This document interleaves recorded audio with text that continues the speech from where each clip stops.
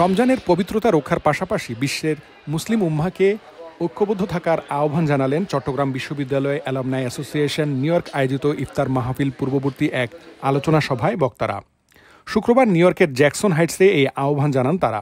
অনুষ্ঠানে উপস্থিত ছিলেন চট্টগ্রাম বিশ্ববিদ্যালয় অ্যালামনাই অ্যাসোসিয়েশন নিউ ইয়র্কের প্রেসিডেন্ট প্রফেসর মোহাম্মদ সোলাইমান, জেনারেল সেক্রেটারি মোহাম্মদ বদিউল আলম, সাবেক প্রেসিডেন্ট শামসুল ইসলাম মজনু সহ বর্তমান ও সাবেক কমিটির নেতৃবৃন্দ।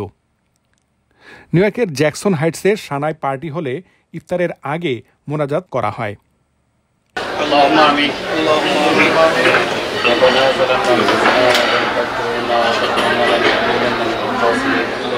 Mohammad Shamim, MCTV US, new York.